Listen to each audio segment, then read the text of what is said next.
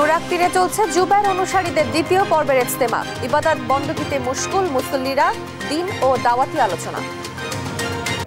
দ্বিতীয় পর্ব আমরা ওলামাদের সাথে আছি এবং কি নিজকে নিজ গড়ার জন্য আল্লাহর হুকুম আকাম জানি না, যাতে করে আমরা নিজ এলাকায় যাইতে পারি, কাজ করতে পারি, এটার জন্য আমরা এখানে আসছি। বক্তব্য শোনার জন্য ইনশাল্লাহ আইসি আমরা, সেটা সেই আমল করব, এটাই আমাদের কাম্য ইনশাল্লাহ। ঢাকা উত্তর সিটিতে গত 5 মাসে আওয়ামী দোসরের খালেকের 2 পদোন্নতি, অবৈধভাবে প্রমোশন দেওয়ার অভিযোগ সচিব মাসুদ আলমের বিরুদ্ধে। দুদকের মামলায় গ্রেফতার সাবেক খাদ্য সচিব ইসমাইলের সম্পদের পাহাড় সাভারে গড়েন বাংলো বাড়ি, মার্কেট কেনেন বিঘায় বিঘায় সম্পত্তি। চাঁদপুরে ডাকাতিয়া নদীতে মাছ ধরতে প্রভাবশালীদের বাঁধ নির্মাণ, পানি সংকটে 500 হেক্টর জমির বড় আবাদ, দ্রুত বাঁধ অপসারণের দাবি। বাঁধ দিয়া তারা মাছ ধরে, দক্ষিণ দিকে রামগঞ্জ হইতে কোনো পানি নেই, তুমি শুকাই যাইতেছো, তুমি বাঁচতে পারতেছি না, সাথ দিতে পারতেছি না। আন্দোলনের কারণে আমগো পানিটা আইতেছে না। আজকে বিগত 18-19 দিন আমরা পানি দিতে পারি না। রাঙামাটিতে ঝুলন্ত সেতুতে জেটি সংকট, পাহাড়ের ঢালে নোঙ্গর করতে হয় বোট, ঢাল বেয়ে উঠতে গিয়ে বাড়ছে প্রাণহানির ঝুঁকি। শুল্ক আরোপে ট্রাম্পের কণ্ঠে নমনীয় সুর, মেক্সিকো কানাডার পণ্যে 25% শুল্ক 1 মাসের জন্য স্থগিত, বহল চীনের ওপর আরোপিত কর। এবং চ্যাম্পিয়ন্স লিগে আল নাসেরের কাছে 4-0 গোলে বিধ্বস্ত ওয়াসাল, রোনাল্ডোর জোড়া গোল, ইংলিশ প্রিমিয়ারে শীর্ষ 4-এর লড়াইয়ে চেলসি। দর্শক দেখছিলেন শিরোনাম সংবাদ সকালে, আপনাদের সঙ্গে আছি আমি তোয়া আফরোজ। এবার বিস্তারিত। টঙ্গীর তুরাগ তীরে চলছে বিশ্ব ইজতেমার দ্বিতীয় পর্বের দ্বিতীয় দিন। জিকির, আশকার আর ইবাদত বন্দগীতে মশগুল রয়েছেন লাখো মুসল্লি। দিন ও দাওয়াতি কার্যক্রমে ব্যস্ত সময় কাটছে মাওলানা জুবায়ের পন্থীদের। এ পর্বে 72টি দেশ থেকে আসা 3256 জন বিদেশি মেহমান অংশ নিয়েছেন। 5 ফেব্রুয়ারি দ্বিতীয় ধাপের ইজতেমা শেষে তারা নিজ দেশে ফিরবেন। এছাড়াও মুন্সিগঞ্জ, জামালপুর, মানিকগঞ্জ ও পাবনা সহ দেশের 22টি জেলার ধর্মপ্রাণ মুসল্লিরা এতে অংশ নিয়েছেন। এর আগে ইজতেমার প্রথম ধাপের আখেরি মোনাজাত শেষে তাবলিগের স্বেচ্ছাসেবক এবং গাজীপুর সিটি কর্পোরেশনের 3 শতাধিক পরিচ্ছন্নতা কর্মী আবর্জনা পরিষ্কারের কাজ শুরু করেন।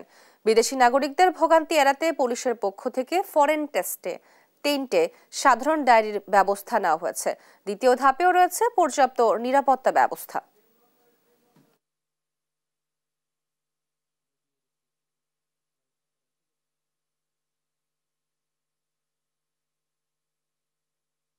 এবং কি নিজকে নিজ গড়ার জন্য আল্লাহর হুকুম আকাম জানি না, যাতে করে আমরা নিজ এলাকায় যাইতে পারি, কাজ করতে পারি, এটার জন্য আমরা এখানে আসছি। যে আমল করতেছে আমল নেওয়ার জন্যই আসছি, যে আমল শিক্ষা আমল করার জন্য আসছি। প্রচুর লোক সমাগম, আমরা দ্বিতীয় ইজতেমা নওগাঁ থেকে আসছি এবং বিশ্বের থেকে বিভিন্ন দেশ থেকে বড় বড় আলিম আলামা বক্তব্য রাখবে, বক্তব্য শোনার জন্য ইনশাল্লাহ আইসি আমরা, সেটা সেই আমল করব, এটাই আমাদের কাম্য ইনশাল্লাহ। সবাই আসেনি, আমরা এখান থেকে কিছু শিখে তাদেরকে শিখাতে পারবো, এরকম নিয়েতেই শিক্ষা অর্জন করে যাব। দর্শক, ইজতেমার খবর সংগ্রহে কাজ করছেন আমাদের সহকর্মীরা, সরাসরি যুক্ত হচ্ছেন সহকর্মী হাসান মাহমুদ ও এম নজরুল ইসলাম। প্রথমে যাচ্ছি হাসান মাহমুদের কাছে। হাসান, ইজতেমায় এ পর্বে এখন কি আনুষ্ঠানিকতা চলছে?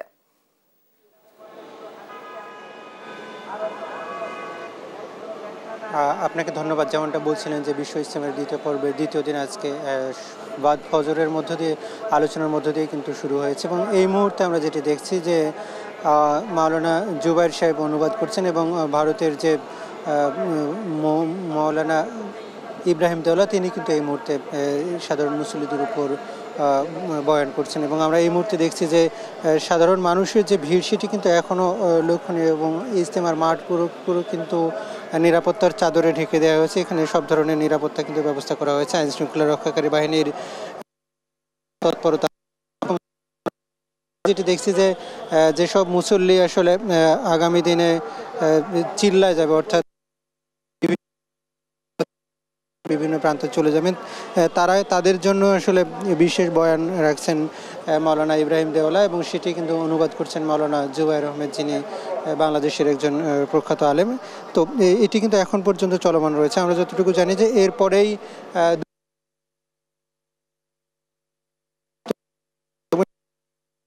মুরব্বী তারা কিন্তু এখন বক্তব্য রাখবে দুপুরের পরে।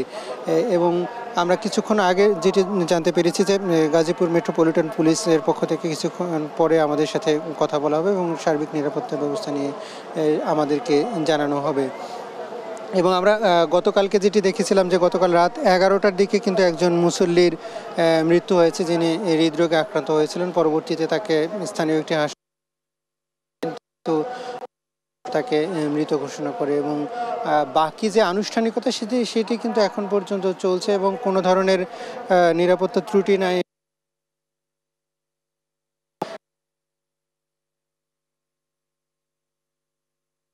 ইফোর্ট দেওয়াশোনাগুলো দেওয়া হচ্ছে সেগুলো কিন্তু তারা চাচ্ছেন খুব দ্রুতই বাস্তবায়ন করবেন এবং সাধারণ মানুষের মধ্যে ইসলামের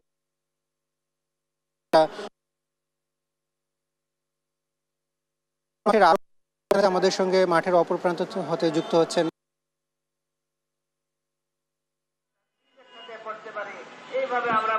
আপনি যেমনটা বলছিলেন, আপনি জানেন যে ইজতেমা ময়দান কিন্তু এখন আপনার যে ইজতেমার যে শীর্ষ মুরব্বী রয়েছে তারা কিন্তু বিভিন্ন ভাষায় কিন্তু অর্থাৎ এখানে যে খিত্তায় খিত্তায় যারা অবস্থান করছেন মুসলিমরা তাদেরকে কিন্তু বয়ান করছেন এবং আপনারা জানেন যে এই বয়ান হচ্ছে এবং কিভাবে নিজেকে পরিশুদ্ধ করা যায় এবং কিভাবে নিজেকে তৈরি করে সেটা সমাজে কাজে লাগানো যায়, এই সমস্ত বিষয়গুলো কিন্তু ইসলামের পরিপূর্ণতা কিভাবে পাওয়া যায় সেই সমস্ত বিষয় কিন্তু আর বিভিন্ন ভাষায় আরবি এবং উর্দুতে কিন্তু বয়ান করা হচ্ছে। সেগুলো কিন্তু আবার সঙ্গে বাংলায় যারা বুঝতেছে না তাদেরকে কিন্তু বুঝিয়ে দেওয়া হচ্ছে। এইভাবেই কিন্তু গাজীপুরের বিশ্ব ইজতেমার আপনার দ্বিতীয় পর্বের দ্বিতীয় দিন কিন্তু অনুষ্ঠিত হচ্ছে। 58তম বিশ্ব ইজতেমায় কিন্তু ঢাকার 22টি জেলা সহ আংশিক ঢাকার 22টি জেলা সহ কিন্তু আপনার 22টি জেলার কিন্তু যে মুসল্লিরা তারা কিন্তু অবস্থান করছেন এবং খিত্তায় খিত্তায় কিন্তু এখন ধর্মীয় যে বয়ান সেটা কিন্তু অনুষ্ঠিত হচ্ছে। এছাড়া কিন্তু আপনারা জানেন যে কিছুক্ষণের মধ্যেই কিন্তু গাজীপুরের যে পুলিশ কমিশনার রয়েছেন উনি কিন্তু ইজতেমা ময়দানে সাংবাদিকদের সাথে ব্রিফ করবেন এবং মুরব্বীদের পক্ষ থেকে কিন্তু সাংবাদিকদের কালকে আখিরি মোনাজাত কয়টায় কি নাগাদ করা হবে সেটা কিন্তু জানানো হবে। তো এই নিয়ে কিন্তু ইজতেমা যারা রয়েছেন তারা কিন্তু এখন ব্যস্ত সময় পার করছেন। আপনারা জানেন যে এই 58তম বিশ্ব ইজতেমার যে 2 পর্বের অর্থাৎ যেখানে জুবাইর পন্থীদের যে 2 পর্বের বিশ্ব ইজতেমা কিন্তু আগামীকাল আখিরি মোনাজাতের পর কিন্তু সেটা আনুষ্ঠানিকভাবেই কিন্তু সমাপ্তি হবে। এই উপলক্ষে কিন্তু আজকে কিন্তু তাদের যে আখিরি মোনাজাত সেটার কিন্তু প্রস্তুতি চলছে। আপনি জানেন যে বিকেলেও কিন্তু কিছু বাদ আসর কিন্তু যৌতুকবিহীন বিয়ের যে কর্মসূচি যেটা আছে সেটা কিন্তু অনুষ্ঠিত হবে। এছাড়া কিন্তু আপনি জানেন যে গাজীপুরে কিন্তু যে বিশ্ব ইজতেমাকে ঘিরে কিন্তু আইন শৃঙ্খলা কিন্তু কয়েকটি স্তরে ভাগ করা হয়েছে এবং প্রতিটা স্তরেই কিন্তু ব্যাপক নিরাপত্তা জোরদার করা হয়েছে। এর পাশাপাশি সাদা পোশাক এবং সিসিটিভি ওয়াচ টাওয়ার থেকেও কিন্তু মানুষের গতিবিধি নজরদারি করা হচ্ছে। সবকিছু মিলে কিন্তু একটি সুন্দর পরিবেশ কিন্তু বিরাজ করছে। তো আপনারা জানেন যে গাজীপুরের টঙ্গীতে বিশ্ব ইজতেমাকে যে প্রতিটি খিত্তায় খিত্তায় কিন্তু এখন কিছু প্রতিটি খিত্তায় কিন্তু শীর্ষ মুরব্বী যারা রয়েছেন তারা কিন্তু ধর্ম এবং ইসলাম নানান বিষয়ে কিন্তু সাধারণ মুসল্লিদের বুঝাচ্ছেন এবং এখন কিন্তু আপনারা শুনতে পাচ্ছেন যে এখন কিন্তু সব জায়গায় খিত্তায় খিত্তায় কিন্তু ধর্মীয় যে বয়ান সেটা কিন্তু হচ্ছে। তো এই ছিল আমার কাছে ইজতেমা ময়দান থেকে সর্বশেষ। আপনাদের দুজনকেই ধন্যবাদ। দর্শক, ইজতেমা ময়দানের সর্বশেষ পরিস্থিতি জানাচ্ছিলেন আমাদের সহকর্মীরা। টানা 6 দিন অনশনের পর শিক্ষা মন্ত্রণালয়ের আশ্বাসে 1 সপ্তাহের জন্য আন্দোলন স্থগিত করল তিতুমির কলেজের শিক্ষার্থীরা। সোমবার রাত 9:30টায় তারা অনশন ভাঙে। দাবি পূরণের আশ্বাসে মহাখালীর রেলগেট থেকেও অবরোধ তুলে নেয়। এতে কয়েক ঘন্টা বন্ধ থাকার পর আবারও সিলেট, রংপুর, রাজশাহী ও চট্টগ্রামের সঙ্গে শুরু হয় কমলাপুর থেকে ট্রেন চলাচল। তবে দাবি বাস্তবায়ন না হলে আবারও নতুন কর্মসূচি দেওয়ার কথা জানায় শিক্ষার্থীরা। আরো জানাচ্ছেন এনআই নাহিদ। স্বতন্ত্র বিশ্ববিদ্যালয়ের দাবিতে টানা 6 দিনের অনশনের পর 7 দিনের জন্য আন্দোলন স্থগিত করেছে তিতুমির কলেজের শিক্ষার্থীরা। সোমবার রাত 9:30টার দিকে মহাখালী রেলগেটে আসেন শিক্ষা মন্ত্রণালয়ের যুগ্ম সচিব মোহাম্মদ নুরুজ্জামান। এই সময় তিতুমির নিয়ে আলাদা কমিটি গঠনের সিদ্ধান্তের কথা জানান তিনি। সেই সঙ্গে দাবি মেনে নেয়ার প্রতিশ্রুতি দিলে 1 সপ্তাহের জন্য শিক্ষার্থীরা প্রত্যাহার করেন আন্দোলন। দাবিগুলো পর্যালোচনা করে যতটুকু আমাদের পক্ষে মেনে নেওয়া সম্ভব এই সবটুকুই আমরা মেনে নেওয়ার চেষ্টা করছি এবং আমরা সেগুলো তোমাদেরকে জানিয়ে দিচ্ছি। এই জমি, আবাসন এবং পরিবহন সংকট নিরসনের জন্য আগামী 7 দিনের মধ্যে এই মন্ত্রণালয় একটা দৃশ্যমান অগ্রগতির ঘোষণা এই তিতুমির কলেজকে জানাবে, সবার সামনে প্রকাশ করবে। পরে জুস পান করিয়ে অনশনকারীদের অনশন ভাঙ্গান যুগ্ম সচিব সহ অন্যরা। এর আগে বুধবার থেকে স্বতন্ত্র বিশ্ববিদ্যালয়ের দাবিতে আন্দোলনে নামে তিতুমির কলেজের শিক্ষার্থীরা। আন্দোলনের অংশ হিসেবে লাগাতারভাবে চলে অনশন কর্মসূচি, একই সঙ্গে অবরোধ কর্মসূচিও। সোমবার বিকেলের আগ পর্যন্ত তাদের অবস্থান ছিল কলেজের মূল ফটকের সামনে। এ সময় দুর্ভোগে পড়া পথচারীদের সাথে বাকবিতণ্ডায় জড়াতে দেখা যায় শিক্ষার্থীদের। সাধারণ মানুষ বলছেন, এভাবে জনদুর্ভোগ না বাড়িয়ে আলোচনার টেবিলে বসে সমস্যার সমাধান করা উচিত। আসলে আপনাদের যদি কোনো দাবি দাবা থাকে, আপনাদের যদি যৌক্তিক আন্দোলন থাকে, আপনারা এইসব নিয়ে বসেন। বাইকে করে আসছে, এই বাইকটা ওরা এখান থেকে যেতে দেয় না, আর ওই সাইডটা তো অনেক জ্যাম থাকে। তো যাওয়ার কোনো পসিবিলিটি নেই। আমার 4টা ট্রেন ছিল, ভাইকে বুঝে বললাম যে ভাই আমার এরকম ট্রেন, সব টিকিট সব রেডি, আমাকে যেতে দেন। এদিকে বেলা 3:45টার দিকে একটি মিছিল নিয়ে মহাখালী রেলগেট অবরোধ করে তারা। এই সময় প্রধান উপদেষ্টা এসে দাবি না মানার ঘোষণা না দেওয়া পর্যন্ত অবস্থানে অনড় থাকার ঘোষণা দেয় শিক্ষার্থীরা। এখন কিন্তু রাজনৈতিক চাপ নাই দেশে, ওইরকম চাপ নাই যে একটা ভার্সিটি করলে রাজনৈতিক দলগুলো ক্ষুণ্ণ হবে। তো এর থেকে এখন তো সময়, এখনই মুখ্য সময় মনে করি। আজকেও যদি সেম মূল্য আমাদেরকে দিতে চায়, আমরা সেটা নেব না। এদিকে রেলগেটে অবস্থান নেওয়ায় ঢাকার সঙ্গে সিলেট, রংপুর, রাজশাহী ও চট্টগ্রামের রেল যোগাযোগ কয়েক ঘন্টা বন্ধ থাকে। এনআই নাহিদ, দেশ টিভি, ঢাকা। এদিকে তিতুমির কলেজের আন্দোলন ঘিরে রেল যোগাযোগে দেখা যায় বিপর্যয়। অন্তত 20টি ট্রেনের শিডিউল বিপর্যয়ের কারণে যাত্রীরা চরম ভোগান্তিতে পড়েন। কমলাপুর রেলওয়ে স্টেশন ম্যানেজারকে অবরুদ্ধ করার ঘটনাও ঘটে। শিক্ষার্থীরা অবরোধ তুলে নিলেও শিডিউল স্বাভাবিক হতে সময় লাগবে বলে জানায় কর্তৃপক্ষ। বিস্তারিত ফাহিম ইউসুফের প্রতিবেদনে। মহাখালীতে রেলপথ অবরোধের কারণে কমলাপুর স্টেশন থেকে দীর্ঘ সময়ের ব্যবধানে ছাড়ছে ট্রেন। সোমবার বিকেলের পর থেকে সারা দেশে ছেড়ে যাওয়া প্রায় সবকটি ট্রেনের শিডিউল জটিলতা দেখা দেয়। এর আগে বিকেল 3:30টার দিকে সরকারি তিতুমির কলেজের শিক্ষার্থীরা মহাখালী রেলগেটের লাইনের উপর শুয়ে রেলপথ অবরোধ করেন। এতে প্রথমে কমলাপুর স্টেশন থেকে ছেড়ে আসা উপকূল এক্সপ্রেস আটকা পড়ে। পরে ধীরে ধীরে সবকটি ট্রেনের শিডিউল বিপর্যয়ে পড়ে। বন্ধ হয়ে যায় ঢাকার সঙ্গে পশ্চিম ও উত্তরাঞ্চলের ট্রেন চলাচল। ট্রেনের এই শিডিউল বিপর্যয়ের কারণে যাত্রীরা চরম ভোগান্তিতে পড়েন। হাওড়া এক্সপ্রেসে 10:15 আমাদের ট্রেন ছাড়ার কথা ছিল, কিন্তু এখন প্রায় 11:35 হয়ে গেছে, এখনও ট্রেন ছাড়ছে না। আমি যাব সকালে সিলেট, থাকবো 6টার দিকে। আমার কাজ আছে, 8-9টার দিকে আমি মনে হয় কাজটা করতে পারবো না। শুধু আন্দোলনের জন্য, ছাত্রদের আন্দোলনের জন্য আমাদের কষ্ট হচ্ছে। উপবন এক্সপ্রেস আমরা যাব সিলেটে, তো আমরা অনেক দূর থেকে আসছি। ট্রেনের এমন শিডিউল বিপর্যয় আমরা তো বুঝতে পারিনি, এমন আমরা কেউ জানি না, এটা আমরা কেউ জানি না। হঠাৎ স্টেশনে এসে দেখতেছি এমন সমস্যা। ময়মনসিংহ খুবই আমি আশা করে আসছি যে এখানে আসবো, কিন্তু এই ট্রেনের যে অবস্থা, বসে আছি প্রায় 2.5 ঘন্টা, এখন কখন আসবো জানি না। সব যার চিন্তা নিয়ে ব্যস্ত, পাবলিকের চিন্তা কেউ করতেছে না, সরকারের চিন্তা করতেছে, আমার চিন্তা আপনার চিন্তা কেউ করতেছে না। অন্যদিকে স্টেশন কর্তৃপক্ষ জানান শিডিউল স্বাভাবিক হতে সময় লাগবে। যাত্রীদের চাপের মুখে স্টেশন কর্তৃপক্ষ দেরি হওয়া আন্তনগর ট্রেনের যাত্রীদের টিকিট রিফান্ডের কথাও জানান। ফাহিম ইউসুফ, দেশ টিভি, ঢাকা। কুষ্টিয়ায় থানা স্থানান্তরের দাবিতে বিক্ষোভ করছে 7 ইউনিয়নের বাসিন্দারা। এ বিষয়ে বিস্তারিত জানাতে সরাসরি যুক্ত হচ্ছেন সহকর্মী নাহিদ হাসান তিতাস। এর পেছনে মূল কারণ কি এবং স্থানীয়দের পক্ষ থেকে কি দাবি করা হচ্ছে, কি তথ্য রয়েছে আপনার কাছে জানাবেন। তো সকাল 8টা থেকে কুষ্টিয়া রাজবাড়ী মহাসড়ক অবরোধ করে ইবি থানার 6টি ইউনিয়নের কিন্তু হাজার হাজার জনগণ এখন বিক্ষোভ কর্মসূচি পালন করছে। আসলে মূলত তাদের দাবি হচ্ছে যে এই ইবি থানায় 7টি ইউনিয়ন রয়েছে এবং এখানে প্রায় 3 লক্ষ মানুষ রয়েছে, কিন্তু ইবি থানাটি জেলার একেবারেই শেষ প্রান্তে, যার কারণে কিন্তু এখানকার 3 লক্ষ মানুষকে দূরে যেতে হয় তাদের সেবা পেতে। এবং এই এলাকাটি একটি সন্ত্রাসী অধ্যুষিত এলাকা, যার কারণে তারা এই 7টি ইউনিয়নের মাঝে ঝাউদিয়া যে ইউনিয়ন রয়েছে সেই ইউনিয়নটাই থানার দাবি করছেন এবং তারা বলছেন যদি এই দাবি 7 দিনের মধ্যে না মানা হয় তাহলে কিন্তু তারা কঠোর কর্মসূচিতে যাবে। আর এখন পর্যন্ত আমরা জানি সকাল 8টা থেকে কিন্তু 3 ঘন্টা এই খুলনা রাজবাড়ী যে মহাসড়ক সেটি কিন্তু অবরোধ করে রাখা হয়েছে এবং সব ধরনের যান চলাচল কিন্তু বন্ধ হয়ে গেছে। 2 প্রান্তের প্রায় 15 কিলোমিটার পর্যন্ত কিন্তু গাড়ি দাঁড়িয়ে আছে এবং কোনো ধরনের কোনো যান চলাচল করছে না। তারা বলছে প্রশাসনের ঊর্ধ্বতন যারা কর্মকর্তা তারা এসে যদি তাদের প্রতিশ্রুতি দেয় এবং উদ্বোধনের দাবি মেনে নেয় তবেই কিন্তু তারা সড়ক ছাড়বে, তাছাড়া সড়ক ছাড়বে না। আমার সাথে একজন স্থানীয় রয়েছে, আমি তার সাথে একটু কথা বলতে চাই। আসলে আপনাদের দাবিটা কি এবং এই দাবি না মানলে আসলে কি কর্মসূচিতে আপনারা যাচ্ছেন? আমাদের দাবিটা এই থানা যেহেতু পাশ হয়ে গেছে, এখন উদ্বোধন করার ব্যাপার ছিল, সেই উদ্বোধন না করে থানাটা উন্নত নেওয়ার জন্য গড়িমসি করতেছে। আমাদের দাবি অনতিবিলম্বে থানা উদ্বোধন করা হোক। যদি না করা হয় তাহলে এই 7 দিনের মধ্যে যদি এই দাবি না মেনে না হয়, উদ্বোধন না করা হয়, তাহলে এই 6টি ইউনিয়নের জনবল নিয়ে আমরা এসপি অফিস, ডিসি অফিস, থানা, প্রত্যেকটা অফিস আদালত ঘেরাও করব।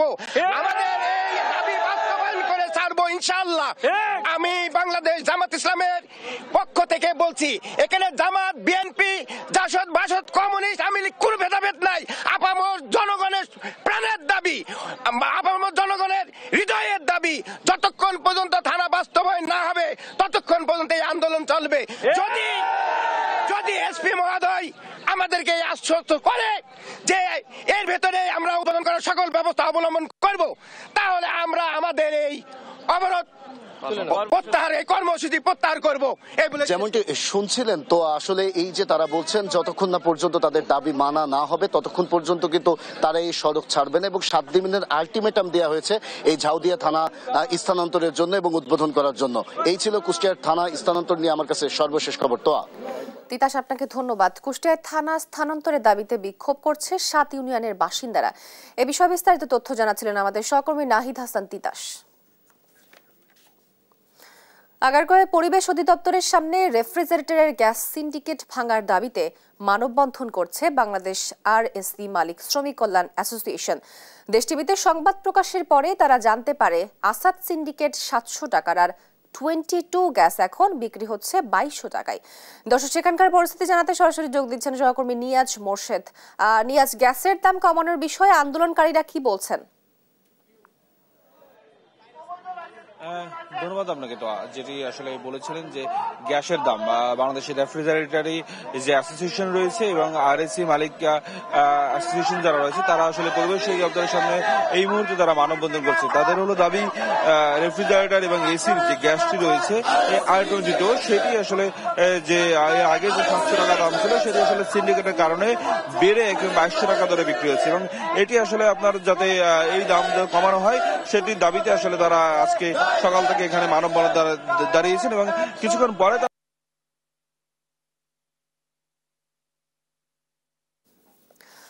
নিয়াজ, আপনাকে ধন্যবাদ। বান্দরবানের লামা উপজেলার সরই ইউনিয়ন থেকে অপহৃত 7 শ্রমিককে উদ্ধার করছে যৌথ বাহিনী। সোমবার রাত 8:30টার দিকে সরই ইউনিয়নের লুলাইং এলাকা থেকে তাদের উদ্ধার করা হয়। পুলিশ জানায়, শনিবার ভোরে লামা উপজেলার লুলাইং এলাকা থেকে 7 শ্রমিককে অপহরণ করে নিয়ে যায় দুর্বৃত্তরা। পরে তাদের উদ্ধারে অভিযানে নামে যৌথ বাহিনী। উদ্ধারের পর 7 শ্রমিককে বাগানের মালিকের জিম্মায় পরিবারের কাছে হস্তান্তর করা হয়েছে।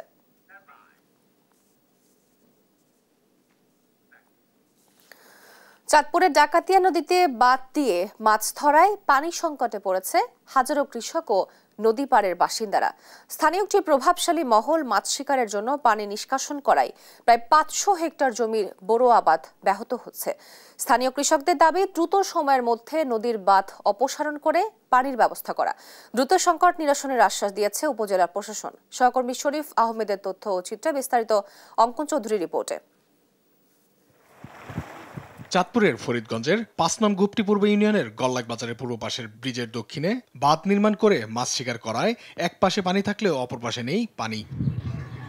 এতে গল্লাক থেকে শুরু করে দক্ষিণ লক্ষ্মীপুর জেলার কাটাখালী পর্যন্ত হুমকিতে পড়েছে প্রায় 500 হেক্টর আবাদি কৃষি জমি। স্থানীয় কৃষকদের দাবি, আবাদি জমির রোপা ধান রক্ষায় দ্রুত পানির ব্যবস্থা করা। ডাকাতিয়া নদীর শাখা বেড়ায় বাঁধ দিয়া তারা মাছ ধরে। দক্ষিণ দিকের আমগুজ হইতে কোনো পানি নেই, কৃষক মরে যেতে আছে। সময় মতন সার দিতে পারি না, ওষুধ দিতে পারি না, নিট দিতে পারি না। নিট না দেওয়াতে, সার না দেওয়াতে মনে করেন আমরা ক্ষতিগ্রস্ত হইতেছি। তুমি শুকাই যাইতেছে, জমি বাঁচতে পারতেছি না, সার দিতে পারতেছি না। ভবিষ্যতে যেন এই বাদ দিতে না পারে, প্রশাসনের কাছে আমাকে এটাই অনুরোধ। নদীতে বাঁধ দিয়ে মাছ ধরছেন স্থানীয় প্রভাবশালীরা। এতে নদীতে পানি না থাকায় কৃষকদের জমিতে সেচ দিয়ে পানি দিতে পারছেন না বলে জানান স্থানীয় স্কিম ম্যানেজাররা।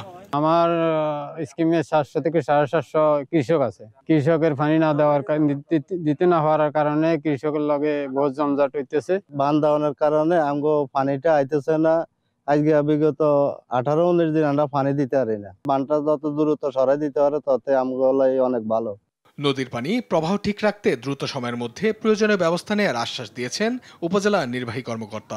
ডাকাতিয়া নদীর বাঁধের বিষয়ে তদন্ত কার্যক্রম চলছে। কোথায় কোথায় বাঁধ দেয়া হচ্ছে আমরা সেই লোকেশনগুলো ট্রেস করার চেষ্টা করছি। ইতিমধ্যে কিছু কিছু জায়গায় বাঁধ অপসারণ করা হয়েছে এবং সামনে যেসব জায়গাগুলোতে এরকম অবৈধভাবে বাঁধ দেয়া হবে সেখানকে দ্রুত অপসারণ করা হবে বাঁধগুলো। আবাদি জমি রক্ষায় নদী খনন ও নদীর পানির প্রবাহ ঠিক রাখতে দ্রুত এসব বাঁধ অপসারণ দেখতে চান স্থানীয়রা। অঙ্কন চৌধুরী, দেশ টিভি। রাঙামাটির আইকনিক স্থান ঝুলন্ত সেতুতে এসে ভোগান্তি পোহাতে হচ্ছে ভ্রমণ পিপাসুদের। সেতু এলাকায় বোট ভিড়ানোর কোনো জেটি না থাকায় পাহাড়ের ঢালেই করতে হয় নোঙর। ফেলে রাখা বালুর বস্তা আর পাহাড়ের ঢাল বেয়েই বাধ্য হয়ে ঝুঁকি নিয়ে ঢালু পাহাড়ের গা বেয়ে উঠতে হয় সেতুতে। সহকর্মী মিশুক মল্লিকের রিপোর্ট, জানাচ্ছেন নুসরাত শোভা। শীতে রাঙামাটির পর্যটন কেন্দ্রগুলো মুখর থাকে ভ্রমণ পিপাসুদের পদচারণায়। শহরের রিজার্ভ বাজার, বনরূপা ফিশারি ঘাট সহ বিভিন্ন ঘাট থেকে পর্যটকরা যন্ত্রচালিত নৌকায় শুভলং ঝর্ণা আর পাহাড়ের সৌন্দর্য উপভোগ শেষে ছুটে আসেন ঝুলন্ত সেতুতে। শহরের শেষ প্রান্তে কাপ্তাই লেকের এই ঝুলন্ত সেতু জেলার পর্যটনের প্রধান আকর্ষণ। সেতুটিকে বলা হয় সিম্বল অফ রাঙামাটি। তবে আইকনিক এই স্থানে এসে ভোগান্তিতে পড়তে হয় পর্যটকদের। সেতু এলাকায় বোট ভেড়ানোর কোনো জেটি না থাকায় পাহাড়ের ঢালেই করতে হয় নোঙর। সেখান থেকে সেতুতে যাওয়ার জন্য নেই কোনো রাস্তা কিংবা সিঁড়ি। কিছু অংশে ফেলা হয়েছে বালুর বস্তা। বাধ্য হয়ে ঝুঁকি নিয়ে ঢালু পাহাড়ের গা বেয়ে উঠতে হয় সেতুতে। ঘটে দুর্ঘটনাও। বেশি দুর্ভোগে পড়তে হয় বৃদ্ধ ও শিশুদের। মূল যে জিনিসটা সেটা হচ্ছে যাতায়াত পথ। যাতায়াত পথটাই দেখতেছি যে এখানে সুন্দর মতো নাই, কোনো ব্যবস্থা নাই তেমন। যে কোনো মুহূর্তে আমি পড়ে যেতে পারি, তো এটার আসলে উন্নয়ন দরকার। এই স্থানে নোঙর করার জন্য বোট প্রতি 100 ও পর্যটক প্রতি 20 টাকা করে ফি আদায় করে পর্যটন কর্পোরেশন। এরপরও এমন বেহাল দশায় ক্ষুব্ধ বোট চালকরাও। 100 টাকা পার্কিং, চোরবো নিচ্ছে 50 টাকা পার্কিং। এই যে বোটগুলো যে আমরা যে ভিড়াবো এখানে কোনো একটা নিরাপদ কার্ড নাই। টুরিস্ট বোট ভিড়ানোর সাথে সাথে টাকাটা না দিলে একা করে। এই খাতে যথেষ্ট বরাদ্দ না থাকায় জেটি নির্মাণের কাজ করা যাচ্ছে না বললেন পর্যটন কর্পোরেশনের এই কর্মকর্তা। কর্তৃপক্ষের এই খাতে কোনো বরাদ্দ নেই। এই কারণে আমরা স্থানীয় উন্নয়ন সংস্থা, জেলা পরিষদ এবং উন্নয়ন বোর্ডের কাছে আমরা পত্র পাঠিয়েছি। সমস্যা সমাধানে উদ্যোগী হওয়ার কথা জানিয়েছেন রাঙামাটি পার্বত্য জেলা পরিষদ চেয়ারম্যান। বিষয়টিকে সর্বোচ্চ গুরুত্ব দিয়ে প্রয়োজনীয় ব্যবস্থা গ্রহণ করব। আমরা চাই না যে এখানে পর্যটক এসে কোনো আহত হোক। দ্রুত ঘাট সংস্কার করে পর্যটকদের দুর্ভোগ লাঘবের দাবি সংশ্লিষ্টদের। নিউজ ডেস্ক, দেশ টিভি।